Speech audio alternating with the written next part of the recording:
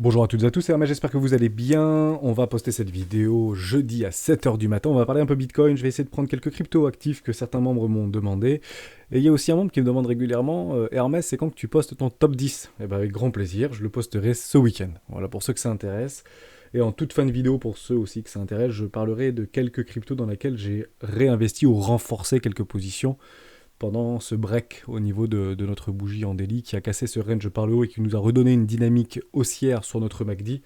Je vous donnerai quelques petites cryptos dans lesquelles j'ai tout simplement renforcé et certaines viennent de vous, des membres du Discord ou des commentaires YouTube qui m'ont demandé en fait de partager les fondamentaux et un petit peu regarder au niveau de l'analyse technique. Il y en a certaines que je ne connaissais pas. J'en avais acheté il y a quelques temps, il y a quelques mois maintenant et j'ai renforcé en fait sur la chute précédente lorsqu'on pensait avoir des probable bottom de marché, c'est l'avenir qui nous le dira pour savoir si oui ou non on fera un nouveau plus bas si notre premier arrêt ne cède pas, on en parle maintenant.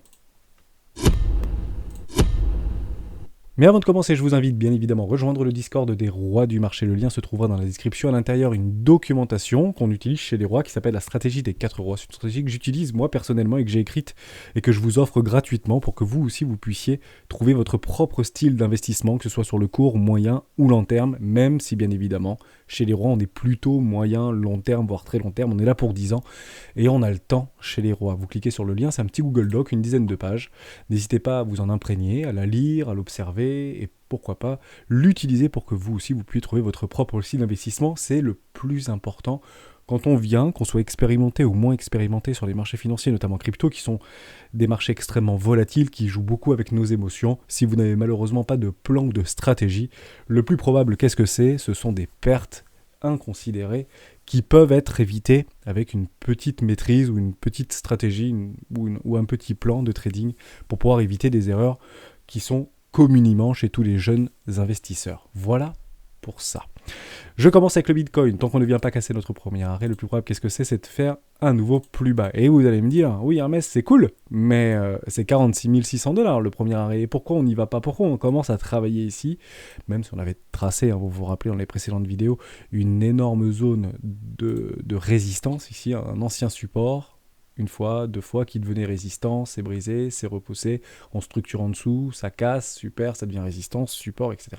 Donc là, c'était devenu, donc, après cette cassure de cette trendline, de cette résistance, de ces supports, pardon, c'est devenu une résistance et ça travaille. Et vous allez me dire, oui, mais l'objectif, c'est au moins d'aller chercher le premier arrêt, maintenant qu'on a cassé sur un précédent mouvement et qu'on a retourné cette dynamique. Oui, c'est effectivement le cas. Mais il y a deux choses qu'il faut prendre en considération. La première chose, c'est que Bitcoin, même si c'est le king, ne fait malheureusement pas cavalier seul. Il y a Ethereum qui le lead aussi derrière, avec 50% de la market cap, et on peut aussi transposer Bitcoin à la market cap totale de l'intégralité des cryptoactifs aujourd'hui disponibles sur TradingBook. C'est donc un agrégat de cryptoactifs à l'intérieur Bitcoin, on va voir ce qu'il en est. Si vous prenez Ethereum, je l'ai partagé hier sur le Discord, mais en fait vous voyez que Ethereum est en train de travailler son premier arrêt. Pile dessus, donc Bitcoin est un petit peu en retard. Pourquoi Bitcoin est un petit peu en retard?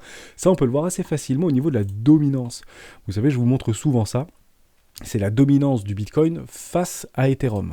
Donc c'est extrêmement... c'est la market cap c'est l'intégralité de la dominance du Bitcoin face à l'intégralité de la market cap, et non pas d'Ethereum, pardon. Sinon ce serait BTC ou ETH/BTC. Là c'est bien Bitcoin, la dominance du Bitcoin face à l'intégralité des cryptoactifs. Et ce qui est très marrant dans ce range actuellement, d'accord, je vous avais présenté un range mais il y a plusieurs semaines maintenant, c'est que sur ce tout petit mouvement, je vais repasser en daily, mais j'étais passé en weekly, on est en train de travailler notre premier arrêt. Voilà. Comme ceci. Vous voyez qu'on est pile en train de travailler. Ici, on a rebondi sur le premier arrêt. Le plus probable, qu'est-ce que c'est de faire un nouveau plus bas. Si on structure un M top en dessous de notre premier arrêt, c'est pas bullish pour la dominance du Bitcoin. En somme, Ethereum peut prendre de l'avance, continuer à grappiller sur la dominance du Bitcoin, les alcools également, certaines de nos cryptos qui sont en zone de première classe, qui nous ont structuré des WDLI, une bonne reprise au niveau du momentum, des cassures et des structures derrière notre RSI pour ceux qui l'utilisent, un regain de notre R Williams qui sort de cet enfoncement d'absurdité de survente, tout ça, ce sont des ingrédients qu'on met en place chez les rois du Bitcoin pour pouvoir analyser et rationaliser un investissement sur certaines cryptoactifs qui n'auraient pas casser ses précédents en lot. Donc ça, on l'aborde très régulièrement. Et d'ailleurs, si ça vous intéresse, n'hésitez pas à vous abonner à la chaîne. Je le dis jamais, mais on a passé les 10 000 abonnés récemment. N'hésitez pas à vous abonner si vous voulez des vidéos comme ça quotidiennement, bien évidemment. Donc ça, c'était la première chose. On voit au niveau de la dominance que ça casse. Mais si on vient à casser par le haut ce premier arrêt, qui est ici, à ce moment-là, on pourra voir Bitcoin aller chercher son premier arrêt et Ethereum, pourquoi pas, ou l'ensemble de cryptoactifs, latéraliser. Donc ça, c'est important d'essayer de prendre du recul. Quand on ne comprend pas pourquoi Ethereum fait un peu cavaler seul, va chercher son premier arrêt, mais Bitcoin ne va pas chercher son premier arrêt, en fait, il est venu le chercher sur sa dominance. En réalité, Ethereum est parti le faire, et au niveau du market cap total, également. Donc c'est ici, sur le total time market. J'avais pas effacé ça parce que c'était une épaule tête épaule qu'on avait évoquée il y a quelques semaines et que je n'avais pas confirmé. Pourquoi ? Parce qu'elle n'était pas jolie vis-à-vis de cette mèche. Donc pour moi, cette épaule tête épaule n'était pas confirmée. On en avait parlé il y a longtemps et puis vous voyez qu'elle est réintégrée. Bon, bref. Moi j'aime bien quand les étés sont parfaits, très beaux. Exemple, si je vous le fais à main levée, j'avais perdu le fil. Quelque chose un peu comme ça. Là je l'ai fait un petit peu haut, mais vous comprenez un peu l'idée. D'accord ? C'est clairement comme ça. Et là, si on clôture en dessous, je suis d'accord. Bitcoin, 20 000 $ ou 14 000 $. Mais c'est pas du tout ce qu'on a vu. Ici, c'est pas ce que je validais. Donc, mais c'est pas ça que je voulais vous parler. Ce que je voulais vous parler, c'est ce fameux premier arrêt. On reprend l'ancien top de notre market cap. Donc là, c'est l'intégralité de la capitalisation boursière des totales des cryptoactifs, Bitcoin inclus. Et on est en train de chercher notre premier arrêt. Regardez à quel point c'est magnifique. Ok, on peut encore faire une petite poussée. Là, je crois qu'on a 44 000, 44 200. Ou l'heure où je vous parle sur Bitcoin. Voilà, très bien. On peut continuer à aller tapoter ce premier arrêt, mais ça ne veut pas dire que c'est gagné, puisque le plus probable, si on ne vient pas casser le premier arrêt, c'est d'aller faire un tour plus bas. Alors, avant de faire un tour plus bas, vous allez me dire, oui, mais ça veut dire obligatoirement que ça fera un plus bas, mais ça veut dire en dessous, ici ? Non, pas du tout. Maintenant que la dynamique est haussière, puisque en fait on restera sur le market cap total, on ne va pas sur Bitcoin. Mais vous avez bien vu qu'en daily, on a structuré ces W. Là, on a bien un W daily, la dynamique sur le market cap total est redevenu haussière. Donc on a annulé, entre guillemets, ce M-top en daily, et on l'a annulé avec ce W-bottom en daily. Donc ça, c'est parfait. Comment on vérifie que c'est un vrai W ? Alors moi, je le confirme comme ça, c'est quand on vient chercher à minimum les 0,618. Regardez à quel point c'est chirurgical. On vient, alors je vais le zoomer un peu, sinon on ne verra pas. Donc je prends mon bottom de marché sur ma mèche à 1,4 trilliard de dollars sur la market cap totale, et on est bienvenu juste ici, vous voyez, chercher une mèche sur les 618, entre les 618 et les 786, qui se trouve être une zone de rechargement d'achat court terme. Magnifique, formidable. Donc pour moi, la dynamique sur le market cap total est redevenue bullish. Donc, qu'est-ce qui se passe maintenant ? Eh bien, la première chose à regarder et à observer dans cette dynamique-là, c'est d'aller chercher nos tops de marché, aller chercher nos bottoms provisoires de marché sur notre premier arrêt, et d'analyser la même chose mais à l'envers. Le premier objectif, c'est d'aller chercher éventuellement notre premier arrêt en cas de structure. C'est sur les 1,8 trilliard. À ce moment-là, Bitcoin peut-être sera entre 40 et 41 000 $. Et ensuite, si on vient à céder ce premier arrêt, le plus probable c'est quoi ? C'est d'aller dans une zone de rechargement d'achat. Je suis toujours sur la market cap totale. Et si la zone d'achat malheureusement cède, donc on structure des choses et on vient à casser plus bas, oui effectivement, c'est d'aller faire un nouveau plus bas. Mais dans un sens comme dans l'autre, il y a des étapes à respecter. L'objectif, c'est de savoir si vous voulez investir sur les cryptoactifs, quels qu'ils soient. Moi, j'aime bien utiliser la market cap totale parce que ça me permet de prendre énormément de recul par rapport à la dynamique du marché, mais dans sa globalité. Donc ça, c'est très personnel. Mais c'est intéressant de prendre du recul sur ce type d'agrégat. Pourquoi ? Parce que ça permet en fait de gommer des biais psychologiques, et notamment sur le Bitcoin qui ne vient pas chercher son premier arrêt et Ethereum qui est déjà dessus. Donc dans notre inconscient, on se dit on a peut-être encore un petit gap à aller chercher au niveau de Bitcoin. Or non, il est probable qu'en fait on n'aide peut-être pas, avant un retracement un peu plus profond, chercher ce premier arrêt. On met tout entre guillemets de notre côté. Vous voyez un petit peu près ce que je veux dire ? C'est ça qui est important. Voilà, on revient sur Bitcoin. Je finis un petit peu ce que je voulais vous dire, puisqu'avec un des membres, on a vu, je sais plus qui c'est, je suis désolé, il a juste vu une été en H4, donc je me suis dit que c'était très intéressant, parce que c'est une espèce de fractal qui se... Alors pas du tout une été, ce qu'on appelle un diamant. Je vous le marque ici, je vais tout effacer, je me mets en H4, ce diamant il est ici, hop, vous le faites comme ça, vous allez le chercher ici, vous allez le chercher en bas, vous allez le chercher là. Je voulais peut-être pas mettre ça parce que c'est pas très joli. Comment je peux aller vous chercher les ABC, enfin les points, sinon je prends des vagues d'Elliott dessus. Ensemble de lignes, voilà, c'est très bien. Hop, on va chercher ça, ici, ici, ici, et ici vous voyez qu'on voit un triangle. Oui, c'est bon, c'était très bien, je vous le laisse comme ça, merci beaucoup. Bon, il est violet, on aurait pu le mettre en vert ou en bleu, peu importe.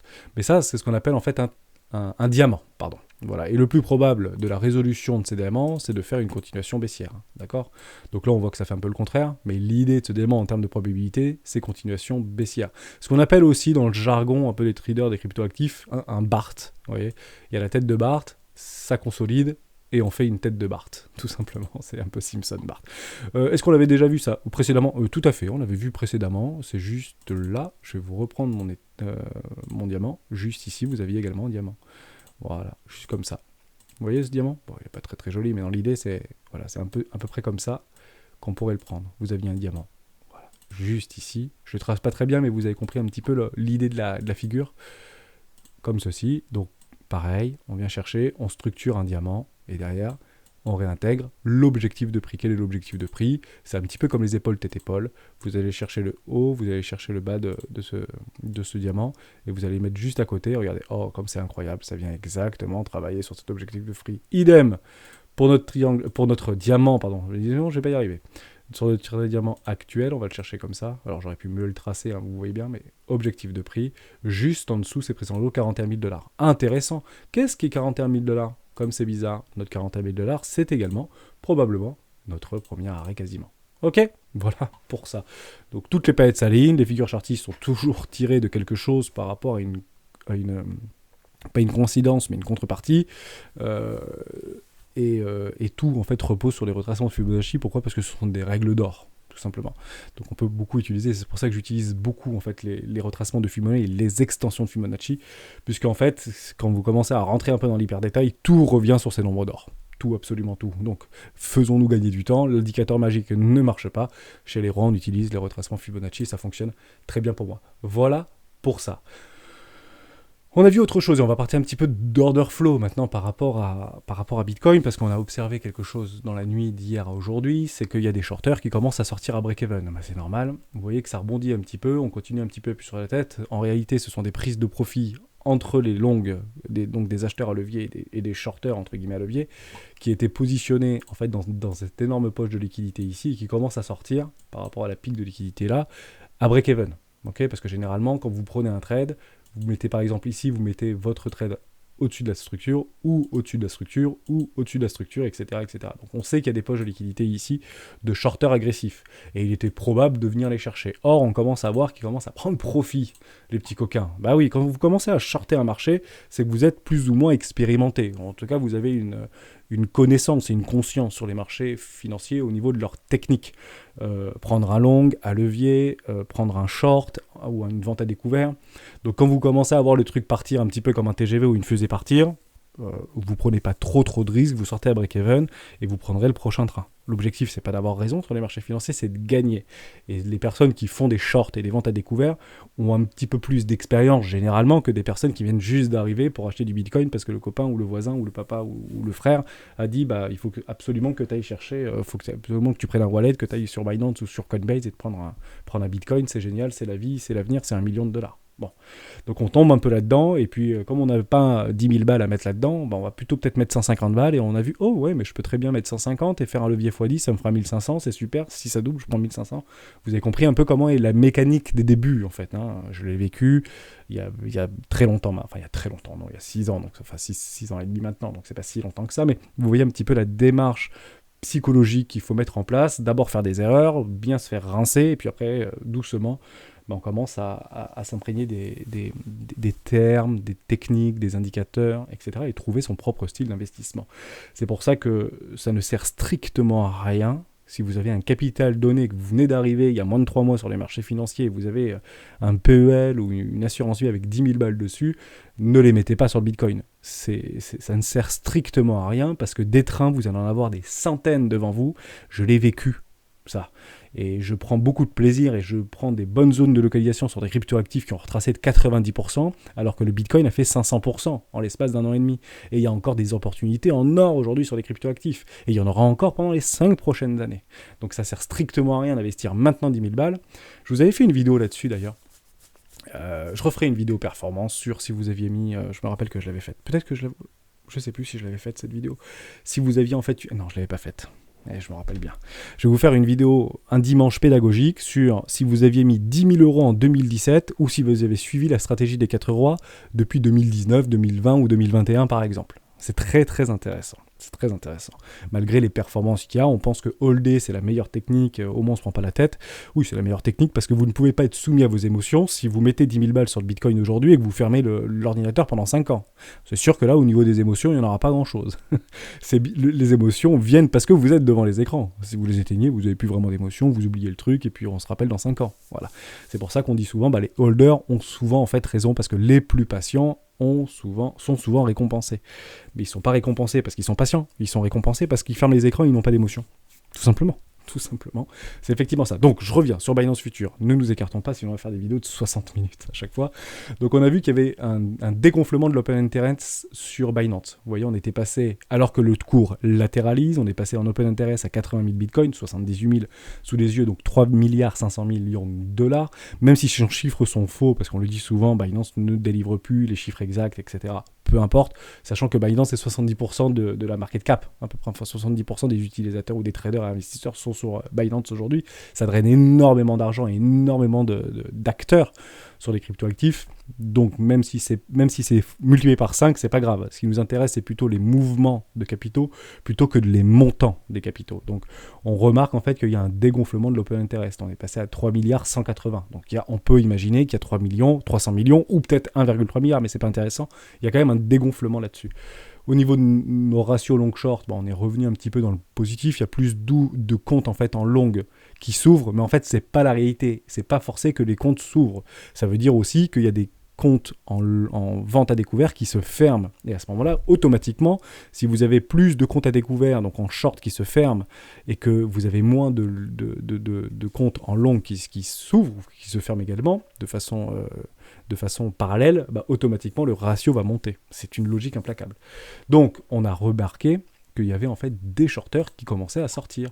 Et on le voit très très bien ici. Si je viens sur Coinalyse, on voit que le cours latéralise. On est clairement dans un range ici. Je vais un peu le déplacer. On est dans un range actuellement. Donc alors je vous parle 44 125 $. Ici on a plutôt un funding positif, normal, il y a plus de long où il y a beaucoup de comptes en fait de short qui se clôturent, donc ça devient de plus en plus cher d'acheter chez le marché, et on voit un aplatissement, une chute assez légère, c'est pas dingue, mais c'est quand même pas rien, un dégonflement au niveau de notre open interest et notre ratio long short qui continue. Les spreads sont toujours négatifs, donc sur les contrats futurs on est plutôt pessimiste, notamment à 3 mois. Ça veut dire quoi ? Ça veut dire qu'il y a des shorters qui coupent. Ils coupent leur position. À break-even, ils ne veulent pas perdre. D'accord ? Ils ne gagnent pas, mais ils ne perdent pas. Donc, qu'est-ce qui se passe à ce moment-là ? Le cours monte, il y a des comptes ou des positions de short, donc de vente à découvert qui se ferment, l'open interest qui dégonfle, le funding, donc ça coûte plus cher, ce sont les frais, en fait, si vous voulez, de tenue de position qui sont de plus en plus positifs. C'est pas dingue, c'est très faible en réalité. Okay ? Si on revient, par exemple, si je me mets en daily, et qu'on revient un peu loin, c'était bien plus élevé de ça. N'ayons pas peur. N'ayons pas peur des mots. Quand on a eu la grosse envolée, le funding était quasiment à 1%. C'est juste délirant, 1%. Aujourd'hui, on est à quelques micro-pourcents. On est à 0,05 ou 0,6. Donc, quand je dis que ça monte, donc il faut absolument aller vers le bas, c'est complètement faux. On peut partir dans la lune, mais avec une force inouïe. Le marché ira là où c'est le plus rentable. Mais à très court terme, on peut se rendre éventuellement à l'évidence, j'allais dire, mais c'est complètement faux parce qu'aucune certitude.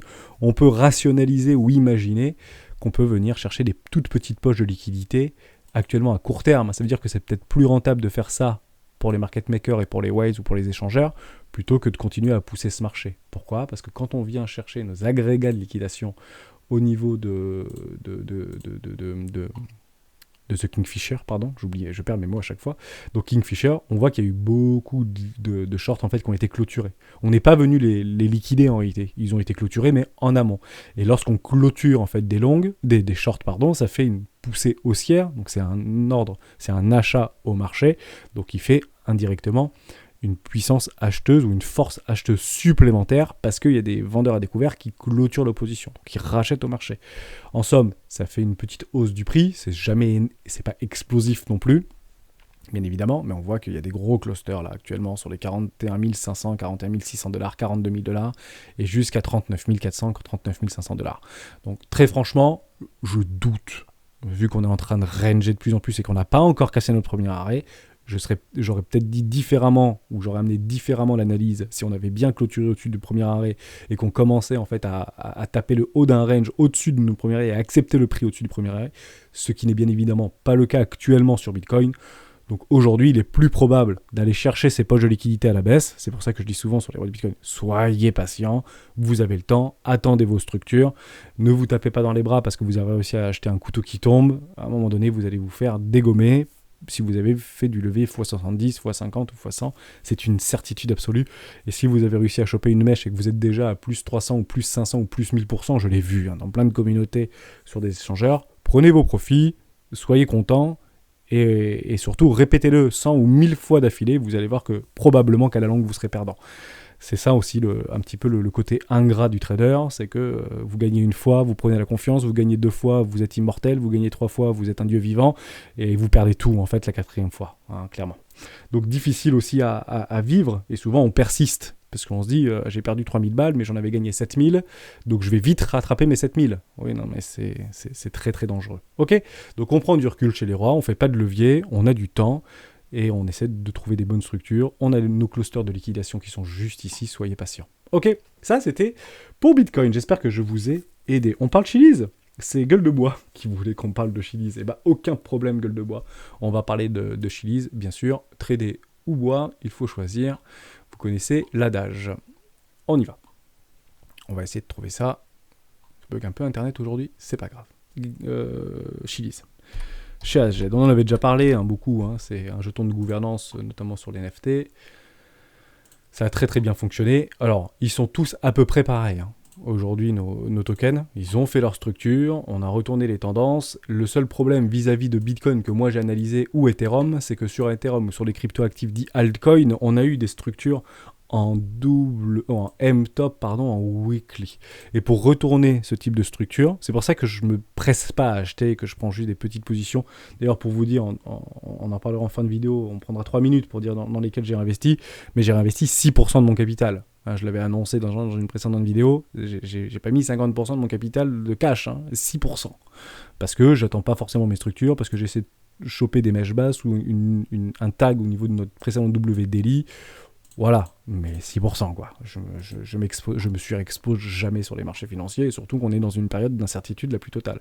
Bon, est-ce qu'on est venu clôturer en dessous de nos précédents lots sur Chiliz ? Non, on n'est pas venu clôturer. C'est difficile avec les émotions. Quand on commence à travailler dans une zone de rechargement première classe, c'est dur pour les émotions, etc. Or, ici, on a bien M-top, d'accord, en weekly. Donc, ce qu'on attendra, c'est un W weekly. Et là, vous avez votre signal. Ok ? En somme, que vous achetiez ici, ou que vous attendiez éventuellement une structure pour acheter ici, honnêtement, à part avoir un peu plus de sécurité et un peu plus de recul, ça peut être une bonne idée. Après, vous pouvez aussi aller chercher une neckline d'un W, comme ça, l'objectif, c'est de prendre très rapidement vos profits, donc si vous avez acheté ici, très honnêtement, c'est pas une mauvaise localisation, partez du principe qu'il y a des gens qui ont acheté ici, il y a des gens qui ont acheté ici, il y a des gens qui ont acheté ici, il y a des gens qui ont acheté ici, beaucoup ont acheté ici, la majorité a acheté ici. Personne n'a acheté ici. Tout le monde a acheté ici. Ok ? Donc ici, c'est un très bon point d'entrée. Je retrace mes Fibos. Comme ça, vous le voyez avec moi. Très intéressant chez Chiliz. Je vais aller prendre tout en bas. Hop. Par rapport à 1% en bottom. Qui était, je crois que le big signal, c'était aux alentours des 3 centimes de dollars. De mémoire. Ça devait être ici, 3 centimes de dollars. Aujourd'hui, on est revenu dans une première classe. Et classe éco, on est d'accord, chez les rois, on utilise ces zones de rechargement d'achat long terme. En sachant que long terme sur les cryptoactifs, c'est plutôt du court terme chez les marchés traditionnels. Mais peu importe. Classe éco, première classe. Les marchés crypto vont très très vite. C'est pour ça que ça sert à rien de se presser. Laissez le cours venir à vous et vous verrez, sur le long terme, vous serez gagnant largement. En tout cas, vous mettez beaucoup de chances de votre côté. Alors, vous avez le signal. Voilà, très très bien. Première classe, classe éco. Mettre un ordre ici, complètement rationnel. Vous avez la structure, vous avez un joli W-Daily ici. Est-ce que c'est suffisant pour retourner un marché ? Absolument pas. Tant qu'on ne vient pas casser le premier arrêt, le plus probable, qu'est-ce que c'est ? C'est d'aller faire un nouveau plus bas. On irait chercher en fait ce tout petit cluster ici. C'est très intéressant les retracements Fibo, mais on pourrait éventuellement aller chercher des shorters agressifs. Si j'attends un peu, essayez de calculer en fait si vous arrivez à faire un 110% en dessous de ce premier arrêt. Ça peut être super intéressant de localiser un achat en dessous là. Bon, on l'aura pas, mais vous voyez que si on était venu peut-être un tout petit peu plus bas et que vous aviez le 110% quelque part, vraiment sur le truc, voilà, vous l'aviez pile, mais il faut vraiment aller le chercher ici. Hein. C'est un petit peu dans le désespoir ou la capitulation totale qu'on vient chercher en tout d'un premier arrêt. C'est pas très grave. Après, on trace une zone de rechargement de vente logique qui sera impératif si vous suivez, vous vous imprégnez de la take profit ici, hein, de prendre de la stratégie des 4 rois, pardon. C'est que si vous prenez ici, si vous prenez ici, si vous prenez dans un énorme W ici, il est obligatoire de prendre au moins votre position ici. Ça veut dire que si vous avez mis, je dis une bêtise, 500 € là sur Chiliz, parce que vous y croyez dur comme fer, vous le prenez, vous prenez vos 110%, bizarrement c'est exactement sur les 618, ça fait 100% de votre position, vous doublez votre position, plus 10%, pour moi c'est les frais de transaction avec l'échangeur, et les frais de spreads, etc. Bon bref, les frais quoi, 10%, comme ça on arrondit, c'est un peu moins, mais au moins c'est un petit bénéf. Derrière, vous avez en fait votre position qui est dite gratuite. Après, si Chiliz veut partir dans les airs, eh ben laissez-le partir dans les airs et prenez vos take profit, mais juste avec votre bénéfice. Hein, c'est super important. Chiliz, évidemment, c'est nickel, surtout super fondamental, etc. Bon, si on venait à clôturer ici, j'aurais eu une autre idée. D'ailleurs, j'ai abandonné Firo. Hein, ça fait longtemps que j'étais dans Firo, j'ai regardé le fondamental, ça bouge peu, je peux peut-être me tromper, j'ai arbitré sur LSK. Je fais beaucoup d'arbitrage en ce sens-là. Donc je voulais repositionner sur LSK, donc j'ai pris du LSK et j'ai soulagé une position sur Firo, puisqu'elle n'était qu'en bénéfice, parce qu'elle avait cassé mes précédents lots. Je vous montre ici. Je peux me tromper, hein, ok. Mais pour moi, Firo faisait un tout petit peu la tronche, et j'ai pas apprécié ce type de choses. Voilà, vous voyez que ça vient en fait casser, clôturer en dessous de mes précédents lots. Je l'ai sorti j'ai sorti avant-hier, je crois. Voilà, mais j'aurais pu attendre les premiers arrêts, mais pour moi on a cassé le précédent lot. Le plus probable maintenant, qu'est-ce que c'est dans cette grosse dynamique en fait baissière, c'est de faire en fait un nouveau plus bas. Or moi je ne veux pas que 110%, moi je veux que le truc il parte comme ça. Donc peut-être que si on refait un énorme W weekly, je suis prêt à réinvestir toujours dans une zone de rechargement éco, mais malheureusement j'ai arbitré par rapport à LSK. Pourquoi LSK? Parce que c'est à peu près comme Chiliz, j'aurais pu prendre du Chiliz aussi, hein, pour être tout à fait honnête. J'ai choisi LSK parce que je l'ai stacké derrière. Donc on voyait. Oui, je l'ai, voilà, exactement ici. Hein, je ne l'ai pas, hop, ce n'est pas venu chercher en weekly les précédents lots. Et j'ai adoré ça. C'est incroyable et chirurgical. Donc je pense que j'ai plus, en arbitrant entre Firo et LSK, vous pouvez vous amuser à le faire entre les cryptos dans lesquels vous hésitez. Bah, vous mettez Firo face à LSK, on va le faire, c'est assez rapide. Firo USD face à LSK. Hop, USD, entrée. Si on a un petit peu l'historique, je ne sais pas si ça va venir ou pas. Coucou. Je ne sais pas sur lequel ça l'a pris, ceci étant dit. Bon, vous voyez que là, bon, ça range complètement, quoi. Ceci étant dit, on est un haut de range. J'arbitre, en fait, comme on est dans un range, je le fais aussi beaucoup avec Bitcoin. Hein.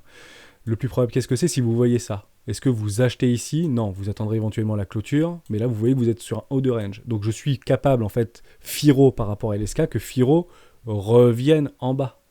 Bas de range. On l'a testé une fois, 2 fois, 3 fois. Je vends du Firo contre du LSK et je joue, en fait, mon range. Tout simplement, j'arbitre entre Firo et LSK. Donc le plus probable, qu'est-ce que c'est entre Firo et LSK? C'est d'aller voir un bas de range. C'est exactement la même chose comme on a vu au début de la vidéo sur la dominance entre BTC et le crypto actif. Tout simplement. Donc un peu technique, je ne voulais pas rentrer nécessairement dans ce hyper détail-là, mais quand j'ai l'occasion de le faire, parce que je prends le temps, ça a cassé mes précédents lots, etc., et j'aime pas trop ça, je vais arbitrer entre quelques cryptos pour essayer de grappiller quelques points, et puis en fait, quand on fait de l'arbitrage, vous vous apercevez vite que c'est du plus 40, plus 60, plus 100% en réalité qu'on peut éventuellement aller chercher. Si ça vous intéresse, on pourra le reprendre dans une prochaine vidéo. On continue. Ça fait longtemps qu'on m'avait demandé Camp, CMP, je sais plus qui c'est par contre, mais on me l'avait demandé. Donc, et bon, on parle de Camp, on l'avait souvent parlé, exactement le même combat sur Camp. C'est bien ça qui est difficile, c'est qu'on vient de chercher et on vient de casser les précédents lots. Dommage. Donc qu'est-ce qu'on attend maintenant? On n'a plus le choix. On est obligé d'attendre un W weekly pour retourner toute cette dynamique. Alors, vous allez me dire, ok, il y a aussi ces lots-là. Ouais, mais en fait, là, il y a des gens qui ont perdu. On en avait parlé. Hein. Ici, il y a des baleines qui ont racheté. Des baleines qui ont racheté, bah, les baleines sont en perte. Et il faut le dire que les baleines sont en perte. Et regardez, quand les baleines décident de partir à break-even, vous avez un flush qui est assez puissant. Hein. Et ça, vous ne le voyez pas sur Bitcoin, etc. Hein. Ok, vous le voyez vraiment là-dessus, hein, vous le prenez là, vous allez en bas, vous perdez 40%, mais en 2-3 jours, quoi. Vous voyez, en 4-5 jours, vous perdez 40%. Alors que d'autres cryptos qui conservent ces précédents lots, bah, le perdent pas. En fait, ils latéralisent, tout simplement. Ils consolident, un petit peu comme Ethereum, maintenant pas voilà, et LSK par exemple. Ça latéralise un peu sur le... Comme ici, là, pareil, ça latéralise, et on essaie d'aller choper là, pour un petit peu les guerriers, 110% au-dessus d'un range. Voilà, exactement. Donc, Camp, j'y suis dedans. Hein, donc j'attendrai maintenant pour réinvestir. J'y crois à cette crypto. Aucun problème. Si ça vient à casser en dessous les 77$, par contre, c'est sauf qui peut, quoi. Hein, on arrête, on s'accroche pas à la vie, quoi. Hein, non, ce qu'on veut, c'est pas avoir une truc baissière comme ça. Hein. Le truc ira à zéro, moi je réinvestirai plus. J'attendrai bien évidemment sur ce type de structure un W weekly. Obligatoirement, je peux plus en fait réinvestir. On est bien en dessous, si je le prends à zéro, en dessous d'une zone de rechargement éco-classe là. Je suis très très bas. Je suis très très bas. On va regarder les coordonnées. Je vais le mettre à 0 parce que tout est à 0, mais on peut dire qu'on aurait pu le mettre ici. Mais voilà, je suis pile dans une première classe si je le prends à 0. Je ne sais pas combien il a été introduit post-ICO Camp. On est pile dans une première classe ici. C'est une très bonne localisation. Mais soyez patient, s'il vous plaît. Soyez patient. On va vous les donner, vos W. Regardez tous les W qu'on vous donne. En weekly, hein. Vous voulez que je vous mette en weekly? C'est dommage que j'ai pas d'historique là-dessus. Non, regardez, on vous les donne, les W weekly. Ils sont ici. Vous voyez, il est magnifique celui-là. Et si vous êtes un peu en retard, il est magnifique celui-là. Et si vraiment vous êtes en retard, vous en avez aussi un autre ici. Et vous reprenez à chaque fois des hausses. Et vous les prenez, vos 110%. Vous ne pouvez plus investir là. Hein. D'accord ? C'est pas vrai ce que je dis. Mais techniquement, si vous attendez des super structures, vous êtes récompensé. Donc soyez patient. Ok, parfait, on vient de plus casser ses pressants en lot. Moi ici, je doublerai ma position sur Camp. Exemple, j'ai mis 250 €. Regardez, hein, j'ai mis 250 € ici. J'ai remis 250 € ici. Ce que je vous dis, c'est vrai. Hein. D'accord. Alors, les montants, on s'en fiche. Mais c'est à peu près comme ça que je fonctionne. Donc, je mets 25% de ma position. Et maintenant, sur Camp, j'attendrai pour doubler ma position. En somme, mon prix d'achat, j'ai pas fait all-in à 350, j'ai pas fait 220, j'ai pas fait all-in à 220, j'ai lissé mon prix par le bas, donc ici actuellement je l'ai acheté à 300. Donc si vous l'achetez maintenant, bien évidemment, vous l'achetez beaucoup moins cher que moi. Sauf qu'en fait, sur ma position donnée, imaginée, je voulais mettre 1000 €, je n'ai pas mis 1000 €. Jusqu'à preuve du contraire, j'ai mis actuellement 500 €. En somme, ici, bah, j'ai toujours mes 500 balles que je peux réinvestir. Ok, et c'est comme ça que je découpe en fait mes investissements sur la stratégie des 4 rois. Donc soyez patient. Si vous voulez éventuellement vous en imprégner, à ce moment-là, dans ces zones, lorsqu'on vient casser les pressants en lot, c'est d'attendre un W weekly pour retourner la tendance et la dynamique. Et là, vous pouvez éventuellement faire un truc comme ça derrière. Ok. Mais maintenant, le plus probable, qu'est-ce que c'est ? C'est de faire plutôt un truc comme ça derrière. Ah, ok. Soyez patient. Ok. Allez, on en fait une petite dernière. On fait Chainlink. Qui c'est que vous voulez qu'on parle de Chainlink ? Je sais plus. Je l'ai vu passer plusieurs fois. Peut-être un influenceur en a parlé. Un bon, hein, parce que c'est super Chainlink. Bien évidemment, je suis dedans. Depuis quelques temps. Je crois que c'est pas mal. Je crois que vous êtes toujours dans une zone de rechargement. Ce qui est bien. On va essayer de trouver un tout petit peu plus d'historique. Hop. Voilà, le mien, quoi. Investissement. Super. Top crypto. Évidemment que c'est une top crypto. Donc ouais, vous êtes parfaitement dans une zone de rechargement éco. Est-ce que Chainlink vient casser ses précédents lots ? Regardez-moi comment c'est chirurgical. Les précédents lots. La valeur se déplace. Chainlink va partir dans la lune. On parle que quand même, Chainlink, c'est l'Ethereum killer. Hein. Ok, donc peut-être qu'aujourd'hui, vous achetez de l'Ethereum à 18 $. Ne nous y trompons pas. Je fais aucun conseil en investissement. Mais techniquement, des influenceurs de talent s'accordent à dire que Chainlink, c'est un réel, au même titre que Solana, hein, bien évidemment, c'est un vrai Ethereum killer. Atom également, et après vous avez Polygon, etc., vous en avez plein. Mais techniquement, Link a encore des bonnes choses à faire. Le CEO, c'est un jeune génie, et il est encore là, hein, il n'est pas là pour prendre la caisse et se barrer jusqu'à preuve du contraire. Donc c'est pas mal, j'ai mis un investissement sur les 19 $, même si j'avais complètement loupé le train. Pourquoi ? C'est pas ici que je peux acheter. Moi j'attends des zones de rechargement d'achat, donc je l'ai pris là, et puis j'attends de prendre mes profits, tout simplement. Il me semble que je l'avais pas pris, hein, mes 110. Regardez, c'est pas un peu frustrant l'histoire là ? Regardez ça, à 102 quoi. Voilà, on peut malheureusement pas tout le temps avoir raison. L'objectif c'est pas d'avoir raison, c'est de gagner. Et qu'est-ce que je fais ? J'attends. Tout simplement, je suis patient. Je vais pas racheter ici pour dire je double ma position parce que c'est revenu. Non, j'attendrai que je me prenne 50% dans la tronche et j'attendrai un W weekly tant qu'on ne vient pas casser ces précédents lots. Hein. Si on vient travailler en première classe, je double ma position de mon investissement 1 ici. Ok. Shellnik, pas de problème. Ça retrace un peu, mais il y a des jolies structures, hein, c'est comme toutes. Hein, au niveau du daily, moi très très content de voir des trucs pareils. Vous achetez, vous avez une super localisation. Regardez, vous êtes en train de travailler une neckline d'un précédent W daily. C'est quand même pas mal. Pour le coup, on sort de cet enfoncement d'absurdité de survente ici. On est en train de structurer en daily ou pas, toujours pas. On n'a pas de retour de la dynamique haussière, quoique. Quoique, on l'avait jamais pas. Non, on l'avait pas. Parce que ici, on avait switché. Donc pour moi, on est, j'en sais rien. Est-ce qu'on a ou pas? Oui, ici, il y avait un énorme M. Est-ce qu'on a repris un W derrière? La W. Est-ce qu'on a un M derrière? Oui, ici, il y a un M. Est-ce qu'on a repris un W? Oui. Non, mais je crois pas. Je crois que la dynamique, en fait, est toujours baissière en daily, mais c'est vraiment parce que je prends les crosses, etc. Et je suis quelqu'un de très pointilleux là-dessus. Parce que je me suis tellement fait avoir. Je dirais aller neutre. Comme ça, on botte en touche. Bon, c'est pas très grave. Vous avez la structure de toute manière sur notre ami. Allez, on est en train de faire un truc là. On dirait du XRP, pardon, le truc. Vous avez vu ce qu'XRP il a fait? On en avait parlé 3 jours avant. Le machin il pump. Bien sûr, j'ai dit que je n'en prenais pas. Voilà, j'avais pas réinvesti dans XRP, ça m'avait déjà donné de belles poussées. Qu'on aime ou qu'on n'aime pas, XRP a fait un joli pump précédemment. À peu près la même chose, on verra. Si ça vient clôturer ici, énorme structure de retournement de dynamique très long terme en weekly. Si on vient clôturer ici, fin du monde, hein, on ira probablement beaucoup plus bas. On aura un énorme...